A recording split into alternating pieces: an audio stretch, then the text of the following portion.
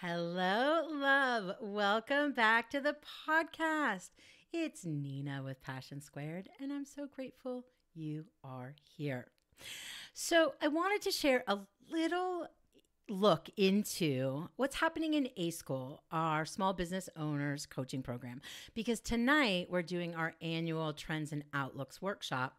So, of course, that's at the top of my mind. And there's one area that I wanted to share with you, and that's about client care in 2023. Now, whether you think there's a recession, think there's going to be a recession, think inflation's out of control, aren't sure what's going to happen with inflation, which we're also talking about in our workshop. But the most important thing to remember is the volatility will be there, either in real time or psychologically. And what that means for client care is really, really doubling down on your client and team or tenant experience.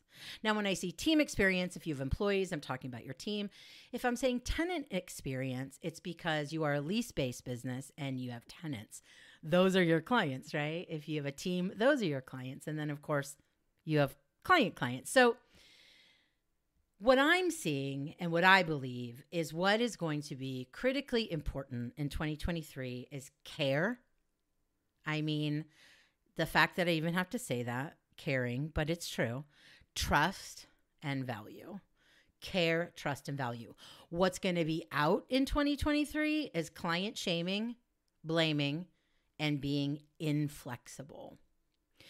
When people have economic insecurity of any degree, of course, they're always going to be looking for ways to get more for their money, to remove things from their budget that they normally like to have. That could be different services, all those things. You know, it's again, a lot of psychological stuff. So when we think about building client trust, building value, and really showing through our actions how much we actually care, there's a few things to look at. Whether we are elevating the experience in small ways, but that have incredible impact. Getting back to those fundamentals, what your clients and teams and tenants value in their experience. So many times the fundamentals get thrown to the side when we're booked, quote unquote, booked and busy. And what happens is we don't notice it right away, but what happens is over time, erosion begins. Erosion in revenue, erosion in profit. We may start losing clients. We may start losing team members or tenants. And it happens so slowly, we wake up one day and we're like, well, what the fuck happened? And many times it's because we forgot about the most important thing to do in business is executing those fundamentals consistently. We have to look at relationships, and in the context of this, lifetime client, team, or tenant value. Lifetime client, team, or tenant value is the actual quote unquote value that client, team, or tenant brings you over time. Now, of course, this is a retention discussion, and there are, of course, a lot of different tools we can use to retain folks. And a lot of those are fundamentals, whether it's fundamentals in leadership, fundamentals in marketing, fundamentals in communications and systems. It is the most basic stuff that we usually push to the side when we get, quote unquote, booked and busy. Sometimes our ego gets inflated and we're like, I don't need you. And it's like, well, actually, you do. And I think we're going to see more of that in 2023. And then solutions, of course, marketing 101, right? What problem are you solving? What problem are you solving? And different problems pop up depending on the age of your business, the makeup of your clientele or your teams or tenants. And your folks need you to solve their problems, whatever those may be. So if we look at caring, we can look at what does caring look like? What does caring look like? It could be introducing new solutions to current day problems. It could be being more consistent on your post-experience follow-up. It could be tapping into those lapsed client reports and finding out, where did you go, client? I miss you. I care about you. I'm concerned about you. I'm worried about you. Whatever. It could be any of those things. The thing that's important to remember with caring is an action. So we can't just say we care. We really care about you. Well, I fucking hope you do. Like, you're a business. We have to turn those into actions that your folks feel, you know what? They actually really care about me. And I'm so grateful to have this business to go to take care of me. Trust. I mean, trust is built on promises kept, right? So what are those promises? What are your promises to your clients? What are your promises to your team or tenants? Promises is part of brand story. And so trust can also look like clear communication. Trust can also look like price transparency. Trust can also look like consistency of experience. And if we're using a salon for context, that entire experience starts before anyone walks into the business, right? We call it the awesome client journey. What's that pre-experience look and feel like? What does the actual experience look and feel like, from consultation to home maintenance recommendations and reserving future experiences? What does that post-experience look like? Outreach, thank yous, check-ins, those types of things. So trust is built on promises kept. Trust is built on transparency. Trust is built on consistency. Those are things you really need to look at in 2023. And value. So value is interesting because different people value different things. Again, brand story 101, marketing 101. And so when we look at elevating that client experience or team or tenant experience, we first have to understand what they value. So if you haven't checked in with your folks, if you haven't done any type of survey or questionnaire or just really informal conversation around what's most important to you when you come into my business, what do you love most about your experience here in my business? Those types of questions, you're going to learn so much about what's important, because sometimes we make assumptions and we assume like, oh yeah, they love this part and whatever. And then they come back to you and say something totally different.